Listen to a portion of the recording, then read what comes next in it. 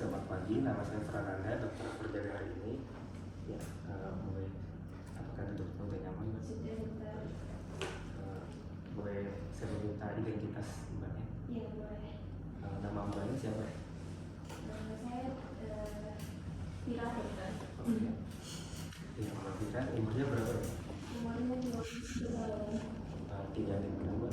Saya di Palu. Mbak masih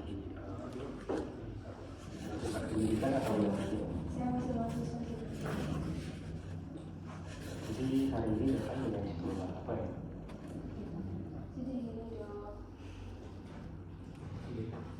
Jadi kan saya itu ikut modeling gitu, dokter. Nah, di modeling itu tuh kayak banyak banget persaingannya gitu loh, dokter. Terus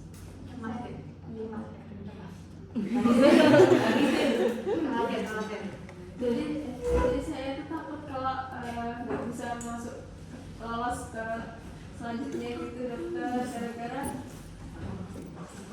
tubuh saya ini kayaknya kurang ideal gitu, dokter. Gimana ya, dokter? Terus saya tuh sering ngelakuin kayak habis makan terus saya masukin jari ke tenggorokan gitu biar makanannya tuh nggak saya telan, jadi biar dimutain kembali gitu, dokter.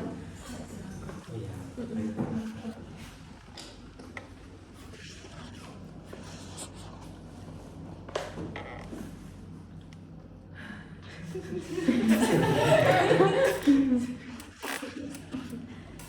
Maka kamu kan bertanya deh, oke Mbak tadi datang ke sini karena khawatir ya, khawatir modeling kemudian memasukkan jari ke mulut tadi.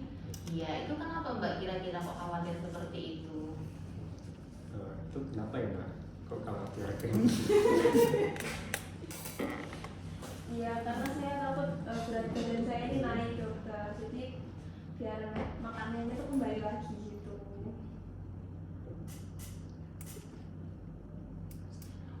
Ya Mbak, apakah Mbak sebelumnya sudah pernah menimbang berat badan Mbak? Mbak sebelumnya udah pernah nimbang berat badan, Mbak? Dibandingkan sama yang lain, Mbak? Belum sih, dokter. Sudah, ini coba kita timbang dulu saja ya Mbak untuk mengetahui apakah antara tinggi badan Mbak dan berat badan Mbak itu sudah sesuai proporsi atau belum gitu. Ya, mungkin bisa kita coba timbang dulu ya, Mbak, apakah sudah sesuai proporsi itu? Ya, boleh, dokter.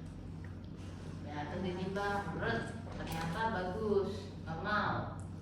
Gitu, IMD-nya normal nih. Kok ini ini berat badannya normal, Mbak? Ininya ya, Mbak nggak perlu cemas. Saya lebih halus deh. Mbak, ini dari hasil kita timbang dan ukur, ternyata berat badan dan tinggi badan Mbak itu masih dalam batas normal, sehingga Mbak sebenarnya tidak termasuk kategori kurus. Cuma memang mungkin saya memahami kekhawatiran Mbak dalam persaingan modeling ya Mbak, karena memang kompetisinya cukup berat, saya paham hal tersebut. Kayak gitu. Jadi Mbak, dari habis yang kita ukur tadi, sebenarnya berat badan dan tinggi badan Mbak itu masih dalam batas normal ya, Mbak. Tapi saya paham kok kekhawatiran Mbaknya karena dengan banyaknya persaingan. Pasiennya ngomong apa dulu? Terus apa perlu diet gitu, dokter, atau makan biasa aja? Nah, ini edukasi kalian harus masuk. Mbak, diet itu sebenarnya apa? Diet itu tidak harus selalu mengurangi misalnya makan. Diet itu sebenarnya adalah pola untuk gitu. Dimana ada istilah. Dimana nanti, jadi kalau Mbak seperti ini sebenarnya sudah cukup baik. Tapi mungkin kita ini aja ya Mbak, dietnya kita supaya mungkin Mbak bisa misalnya kalian memberikan makanan sehat, makan bergizi seimbang yang piring isi loh. Lihat yang di komunitas yang ada piring sehat itu, nah itu piringku, itu yang kalian edukasi kayak gini seperti bla bla bla. Kemudian kalau nggak mau sehat ya kita tetap kombinasi dengan olahraganya A, B, C dan sebagainya kayak gitu. Dan kalau memang masalahnya Mbak yang mau muntahkan itu, kalau ternyata misalkan kalau memang kita butuhkan kita bisa konsultasikan ke spesialis kan, udah termasuk apa anoreksia sama bulu apa tuh yang nervosa itu lah. Nah itu apakah kita butuh konsultasikan ke yang lebih spesialis yang advance, kira-kira mbaknya masih bisa mengubah polanya apa enggak, itu harus ditanyakan ke pasiennya kayak gitu.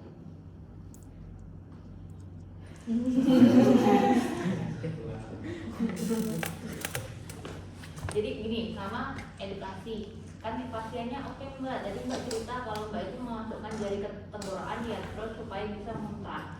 Sebenarnya hal itu tidak baik, jadi kita harus memberikan edukasi juga bahwa apa yang telah mbak lakukan itu tidak baik mbak, karena itu bisa merusak tubuh, bisa menyakiti mbak dan sebagainya. Dan bahkan ketika itu sudah dimuntahkan berarti mbak tidak akan mendapatkan nutrisi lalalalalala dan sebagainya.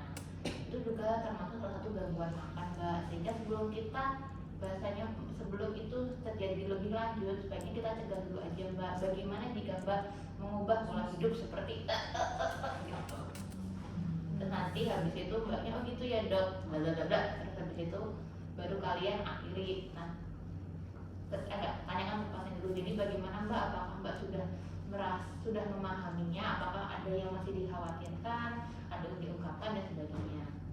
Kalau nggak ada baru kita oke mbak tolong nilai tadi.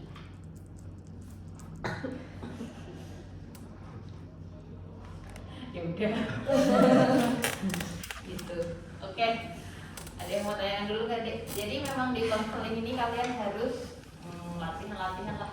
Latihan untuk bagaimana mulai untuk memposisikan diri kalian sebagai pendengar yang baik dan bisa menyampaikan gitu. Makanya tadi saya bilang kalian harus banyak belajar materi juga, karena ini kalau kalian nggak punya materi gimana kalian bisa nyampaikan ke pasien gitu. Udah?